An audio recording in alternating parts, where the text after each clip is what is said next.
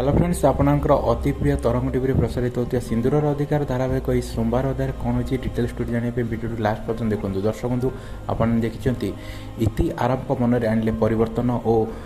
आरव प्रथमे निज बेड्रे शुआईबा मना कले इति को तले पारे इति किंतु इति जोर जबरदस्त आसी आरव को पाखे शोले और आरव कहले तुम मुंड कम कर कि तुम मो पाखे शोपर मो बेड्रे और जोर जबरदस्त भिड़ी बाहर करने चेष्टा कले किंतु इति जिद धरले कहले मु ए बेड्रे हिं शोबी कारण मु तुम स्त्री आबे किसी भी कले हेनी तेणुक मोर अधिकार अच्छे किंतु आरव कहते तुमको मो मामा को कहीकि आउ गोटे रूम बनईदेवी तुम्हें सेठी रही केवे भी रहीपर कि इति कहते मुझे रही तुम कौन करवा कथा कर यापर आंगुठी देखा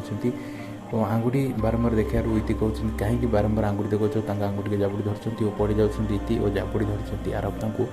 और आरव मन में परिवर्तन आसी प्रति फिलिंग्स आसी सेपटे प्रथम राति ही उर्वी असल मुखा देखले और कंधे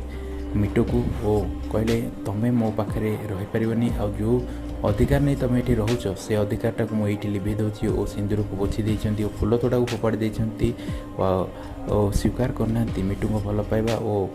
कहते रूम रूम रूम ये मुहूर्त बाहर जाओ सेपटे सब कथा जन मिटू पीयूष माँ को पीयूष माँ राखी कि मिटू कहते